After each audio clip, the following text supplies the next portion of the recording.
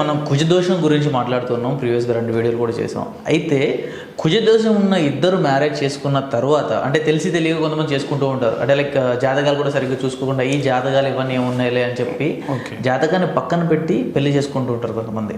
అలా పెళ్లి చేసుకున్న వాళ్ళ జీవితంలో అంటే కుజదోషం ఉన్న వాళ్ళిద్దరు మ్యారేజ్ చేసుకున్నట్లయితే ఆ ఇంపాక్ట్ అనేది పిల్లల మీద కానీ లేదంటే వాళ్ళ అత్తమామల మీద కానీ ఏమైనా పడే అవకాశం ఉందా? ఎలాంటి ప్రాబ్లమ్స్ వచ్చే అవకాశం ఉంటుందండి? ఇది ఇప్పుడు ఏంటి అని అంటే కుజదోషం ఉంది అన్న విషయం తెలిసి పెళ్లి చేసుకున్నా, కుజదోషం ఉంది అన్న సంగతి తెలియకుండా పెళ్లి చేసుకున్నా ఎఫెక్ట్ అయితే మారదు. ఓకే, మారదు. మీకు తెలుసు కుజదోషం ఉందని మీరు పెళ్లి చేసుకున్నారు, మీకు తెలీదు పెళ్లి చేసుకున్నారు, తేడా ఏం లేదు. అయితే మీరు అయిన ప్రశ్న ఏంటంటే వాళ్ళ ఫ్యామిలీ మెంబర్స్ మీద ఎట్లా ఉంటుంది. సో ఇప్పుడు కుజదోషం అన్నది దేని గురించి మాట్లాడతాను మనం అంటే వివాహం విషయం గురించి. వివాహం అంటే ఇక్కడ భార్య భర్త ఇద్దరి మధ్యనే బంధువు. అవును, రైట్. ఇక్కడ వీళ్ళిద్దరు మాత్రమే ఎఫెక్ట్ అవుతారండి. అంటే పర్యవసానం కింద ఫ్యామిలీ దెబ్బతింటుంది. ఎప్పుడు అని అంటే ఇద్దరి మధ్యలో డివోర్స్ వరకు వచ్చింది, విడిపోవడం వరకు వచ్చింది అనుకోండి, అమ్మ నాన్నకు బాధే, ఇక్కడ అమ్మ నాన్నకు బాధే. నా కూతురు జీవితం ఇట్లా అయింది, నా కొడుకు జీవితం ఇట్లా అయింది అనే విషయం. అంతేగాని వీళ్ళ వల్ల ఇప్పుడు చాలామందికి ఒక అపోహ ఉంటుంది. అంటే ఈ అమ్మాయిని పెళ్లి చేసుకుంటే మామ చనిపోతాడు, ఈ అమ్మాయిని పెళ్లి చేసుకుంటే అత్త చనిపోతుంది. అట్లాంటి కుజదోషానికి వర్తించవు. ఎవరు ఎఫెక్ట్ అవుతారు అంటే ఎవరికైతే కుజదోషం ఉంటుందో ఆపోజిట్ పర్సన్ వాళ్ళు సఫర్ అవుతారండి. ఈ దోషము ఉన్న వాళ్ళని బాధించదు, ఓకే, ఆపోజిట్ వ్యక్తిని బాధిస్తుంది. ఎందుకొరకు అంటే ఈ తీవ్రత ఇక్కడ ఉంటుంది. నాకు అంటే అవతల పర్సన్లో అంటే లైఫ్ పార్ట్నర్ ఉంటారో వాళ్ళు మాత్రమే బాధపడతారు. ఎందుకోసం అంటే చూడండి, కుజదోషం ఉన్న వ్యక్తిలో ఉన్న లక్షణాలు ఏంటంటే కొంచెం తరచుగా కోపం వస్తూ ఉంటుంది. ఆ కోపం సెకండ్లో తారాస్థాయికి వెళ్ళిపోతూ ఉంటుంది. ఓకే, ఏ విషయంలో కోపం వస్తుందో మనకు తెలియదు, ఎప్పుడు కోపం వస్తుందో మనకు తెలియదు. ఊహించుకోండి, అటువంటి వ్యక్తి భర్తగానో భార్యగానో వచ్చింది అనుకోండి, ఎవరు ఎక్కువ సఫర్ అవుతారు? లైఫ్ పార్ట్నర్ సఫర్ అవుతారు. మిగతా వాళ్ళ మీద కూడా ఉంటుంది కోపం ఆ వచ్చిన, కానీ మిగతా వాళ్ళందరూ ఏం చేస్తారంటే మీకు వద్దు అనిపించింది అనుకోండి, వాటితో ఫ్రెండ్షిప్ కట్ చేసుకుంటారు అంతే. అంతేగాని ఇప్పుడు అన్న తమ్ముడు అక్క చెల్లి ఉన్నారనుకోండి, వీడు ఇంతే వదిలేసుకొని వెళ్ళిపోతారు. కానీ భార్యకి అట్లా కాదుగా, భర్తకు అట్లా కాదుగా, భరించాల్సిందేగా, తప్పదు అనమాట. ఎక్కువ సఫర్ అయ్యేది భార్య లేక భర్త. ఎవరికి దోషం ఉందో అవతల వాళ్ళు బాగా ఇబ్బంది పడతారు. సో దానివల్ల పిల్లలకు జీవితం ఎఫెక్ట్ అవుతుందా అంటే ఆబ్వియస్గా మీరు అంటే జాతకానికి సంబంధం లేకుండా మానసికమైనటువంటి ఒత్తిడి అనేది పిల్లల మీద పడుతుంది ఖచ్చితంగా. ఎందుకంటే తండ్రి ప్రతిసారి అమ్మను కొడతా ఉన్నాడు, అమ్మను తిడతా ఉన్నాడు, వాళ్ళు పెరిగే వాతావరణం అట్లనే ఉంటుందండి. ఆ ఇంపాక్ట్ అనేది ఉంటుంది ఖచ్చితంగా, మానసికంగా పడుతుంది వాళ్ళ మీద. ఓకే, అంతే తప్ప డైరెక్ట్ జాతకం తోటి మనం పిల్లల జీవితం ఇట్లా ఉంటుందని చెప్పడానికి లేదు. అంటే సార్ అంటారు కదా, ఇప్పుడు సమ్ దోషాలు ఉంటే, ఒకటి కుజ దోషం లాంటిది ఉంటే వీళ్ళు చనిపోతారు, వాళ్ళు చనిపోతారు, అలాంటిది ఏదో జరుగుతుంది. అదేనండి. ఇప్పుడు లేదంటే మ్యారేజ్ అయిన కొన్ని రోజులకే ఇలా జరిగింది. అదేనండి, మీరన్న మాట వాస్తవమే. అది కుజదోషం ఉన్న వ్యక్తి అవతల వ్యక్తికి మరణం సంభవించవచ్చు.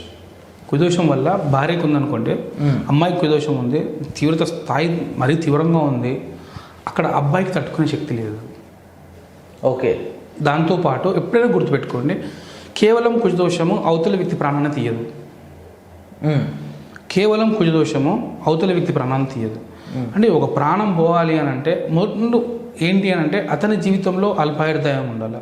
ఓకే, అది కూడా కన్సిడర్ చేయాలి. ఇప్పుడు ఏంటి అంటే ఇది కన్సిడర్ చేయకుండా చాలామంది అమ్మాయిల మీద స్టాంప్ వేసేస్తున్నారండి జాతకాలు. ఈ అమ్మాయి జాతకంలో ఇట్లా ఉంది, ఈ అమ్మాయికి పెళ్ళైతే భర్త చనిపోతాడు, దానివల్ల అమ్మాయికి పెళ్లి కాకుండా ఉండిపోతుంది. అది చాలా తప్పండి, అది చాలా దోషం. అది అవును, ఈ అమ్మాయి జాతకంలో చూపిస్తుంది. ఏమని అంటే వైధవ్య యోగం అంటారండి, అది చూపిస్తుంది అమ్మాయి జాతకంలో.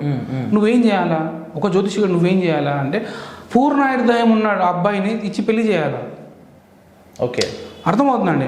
దోషం లేకుండా ఉండదండి, దోషం ఉంటుంది. దాన్ని మనం ఎట్లా చేస్తున్నాము, దాన్ని ఎట్లా హ్యాండిల్ చేస్తున్నాము అన్నది ఇంపార్టెంట్ కదా. సో ఇక్కడ నీ దగ్గరకు అట్లాంటి అమ్మాయి జాతకం వచ్చింది, నువ్వు ఎట్లా చేయాలా, డీల్ చేయాలా? అబ్బాయి దాంట్లో పూర్ణాయుర్దాయం ఉందో లేదా చూసుకోవాలి. లేదు అబ్బాయి దాంట్లో నువ్వు మధ్యమాయుర్దాయము లేదా అల్పాయుర్దాయం చూసావు, ఇవ్వకూడదు, చేయకూడదు. ఎందుకు? అక్కడ ఆల్రెడీ దోషం ఉందని చూపిస్తుంది ప్రాణానికి సంబంధించి. ఈ అమ్మాయి దాంట్లో అదే దోషం కనిపిస్తుంది, టప్పున కొట్టేస్తుంది. ఓకే, అర్థమవుతుంది. అదే పూర్ణాయుర్దాయం ఉన్న అబ్బాయిని చేసామనుకోండి, ఇప్పుడు 72 సంవత్సరాలు బతికేవాడు 72 సంవత్సరాలు కాకుండా 60 వరకు వచ్చే అవకాశం ఉంటుంది. అంటే ఈ దోషం వల్ల కొంత ఆయుర్దాయం తగ్గుద్ది, తగ్గదనుకుండా ఉండదని చెప్పలేను. బట్ కాకపోతే ఏంటి అంటే ఈ రకంగా మ్యాచప్ చేయాలి కానీ తెలియక ఇప్పుడు ఈ అమ్మాయి మీద అనవసరంగా అభాషపాలు చేసేస్తే సఫర్ అవుతుంది. ఇక్కడ కొంతమంది జాతకాలు కలవట్లేదని చెప్పి పేర్లు మార్చేస్తూ ఉంటారు. అంటే పేర్లలో అక్షరాలు మార్చడం కానీ లేదంటే పేరే మార్చేయడం కానీ ఇలాంటివి కొంతమంది చేస్తూ ఉంటారు. దీన్ని ఏ విధంగా తీసుకోవచ్చు? సూపర్ ప్రశ్న అడిగారు మీరు. సార్ యాక్చువల్గా ఇది ఏంది అని అంటే మీకు ఆంధ్రాలో కనిపించదు, తెలంగాణలో కనిపిస్తుంది. ఇది ఏమంటారంటే సంప్రదాయం అనమాట. అంటే ఒక సగంప్రదాయం లాగా వచ్చేసింది. యాక్చువల్గా ఏంటి అని అంటే మనకు కుజదోషం ఉంది అని కాదు, అంటే సంబంధం కుదిర్చినప్పుడు కలవట్లేదు అన్నప్పుడు అమ్మాయి పేరు మారుస్తారు. అమ్మాయి పేరు మార్చి పెళ్లి చేస్తే బాగుంటుంది. వాస్తవానికి అయితే అండి అట్లాంటి తప్పండి, అది ఎక్కడ కూడా ప్రిఫర్ చేయలేదు. ఎందుచేత అంటే ఖాళీ పేరు మార్చినంత మాత్రం జాతకాలు ఏం మారిపోవండి. ఇక్కడ దేనికి ఇంపార్టెన్స్, ఇప్పుడు వివాహ పొంతన అన్నారండి. వివాహ పొంతన అంటే అమ్మాయి హిందీలోకి వెళ్తే కుండలి మిలన్ అంటారు. కుండలి మిలన్, కుండలి అంటే జాతక చక్రం.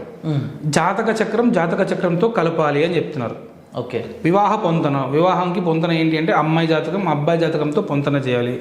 ఇప్పుడు డేటు, టైము, ప్లేసు ఇవి 3 జాతక చక్రాన్ని నిర్ధారణ చేస్తాయి. పేరుతో సంబంధం లేదు. ఇప్పుడు నా దగ్గరకు వచ్చిన దాంట్లో నేను అమ్మాయి అని రాసుకుంటాను, లేదా ఫీమేల్ అని రాస్తాను. ఫీమేల్ అని రాసి చక్రం ఇస్తాను. అక్కడ ఫీమేల్ అని రాసినాను, దాంట్లో రమ్య రాయండి, రమకృష్ణ అని రాయండి, వేరే ఏ పేరైనా రాయండి, జాతకం ఏం మారదు, సేమ్ ఉంటుంది. అక్కడ చీలాసు సౌభాగ్యవతి అని ఉంటుంది. చీలాసు సౌభాగ్యవతి అనేది అమ్మాయి ముద్ర, దాని తర్వాత అమ్మాయి పేరు వస్తుంది. సో ఇక్కడ మీరు అమ్మాయి పేరు ఏ పేరు ఉన్నప్పటికీ కూడా ఆ అమ్మాయి పుట్టినప్పుడు ఆమెకు డేటు, టైము, ప్లేసు అవన్నీ ఉన్నాయి కదా, దాన్ని బట్టి ఆమె చక్రం ఉంటుంది, జాతక చక్రం. అది ఆమెకు తెలిసి ఉండొచ్చు, తెలియకపోయి ఉండొచ్చు. అంటే వాళ్ళు కరెక్ట్గా నోట్ చేసుకుంటే జాతక చక్రం ఉంటుంది, నోట్ చేసుకోకపోతే జాతక చక్రం ఉండదు. ఉన్నా ఉండకపోయినా ఆ గ్రహస్థితిని మనం మార్చలేమండి. అది మాత్రమే అమ్మాయి జీవితాన్ని నిర్ధారణ చేస్తుంది తప్ప పేరు మార్చినంత మాత్రాన అమ్మాయి జాతకం మార్పులు చేర్పులు జరగవు. ఓకే, ఇది క్లియర్. ఈ పేర్లు మార్చడం అనేది అంత ఫాల్స్, అది ఫాల్స్ అండి. అది దానివల్ల పెద్దగా బాగుపడ్డది ఏమి ఉండదండి. ఓకే, పేరు మారి చేస్తే అద్భుతంగా కాదండి. ఒకటి చాలా సందర్భాల్లో ఎట్లా జరిగి ఉంటుంది అని అంటే వీళ్ళకి జాతకం తెలియకపోయినా పేరు మార్చడం వల్ల అక్కడ ఇద్దరి జాతకాలు అనుకోకుండా బై డిఫాల్ట్ బాగా కుదిరితే వాళ్ళ పేరు హిట్ అయిపోయి ఉండొచ్చు, ఆ జంటలు బాగుండొచ్చు. పేరు మార్చకుండా చేసుకోవడం వల్ల కూడా కొంతమంది బాగానే ఉన్న వాళ్ళు ఉన్నారు. ఇప్పుడు నేను విద్య నేర్చుకున్న ఒకానొక గురువు, వారు చెప్పిన విషయం ఏంటి అంటే బెటర్ ఏంటి అని అంటే లవ్ మ్యారేజ్ చేసుకున్నావా జాతకాలు చూసిన పని లేదంటారు. అవును, ఎందుకంటే వాడు జాతకాలు చూడాలి కదా, జాతకం చూసి ప్రేమించలేదు కదా. అవును అవును. సో పెళ్లి చేసుకో, అక్కడే దోషం పోయింది అంటారు. ఎందుచేత అంటే ఇక్కడ కుజదోషము అనేది దేని మీద ఎఫెక్ట్ చూపిస్తుంది? మ్యారేజ్ మీద. అవును. సో ఇప్పుడు జీవితంలో ఒక వ్యక్తికి ఒకసారి పెళ్ళి అవుతుంది జీవితంలో, వాడికి ఆ జీవితంలో ఒక వివాహము అన్నది ఒక పెద్ద ఈవెంట్, ఒక పెద్ద సంఘటన. సో దాన్ని దెబ్బ కొట్టేది కుజదోషం. ఇప్పుడు ప్రేమ వివాహం చేసుకున్నాడంటే సో ఇంటర్ క్యాస్టా, ఇంటర్ రిలీజియనా, సేమ్ క్యాస్టా అన్నది పక్కన పెట్టండి. వాడు పోయిన విధానం ఏంటి అంటే తల్లి తండ్రి చూపించేది కాకుండా దానికి వ్యతిరేక దిశలో వెళ్ళిపోయి వాళ్ళ సొంతానికి వాళ్ళకి నచ్చిన అమ్మాయిని తెచ్చుకొని పెళ్లి చేసుకున్నాడు. అంటే ఒక ప్రాసెస్ అనేది దెబ్బతిన్నది లేదా? ఖచ్చితంగా అయిపోయింది. అక్కడితో దోషం ఫలించింది. అర్థమవుతుందండి. సో ఫలించింది.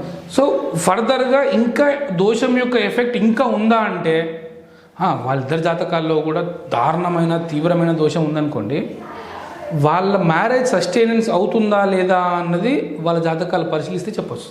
సో ఇక్కడ ఏంటి అంటే జాతకాలు కుజదోషం ఏదైతే ఇద్దరికి ఉండి ఇలాంటివి జరిగితే ఫ్యామిలీ వాళ్ళకి కొంతవరకు ఉంటుంది, కానీ మెయిన్గా ఉండేది మాత్రం లైఫ్ పార్ట్నర్స్ ఇద్దరికే ఉంటుంది అంతే. Yes, thank you sir, thank you so much.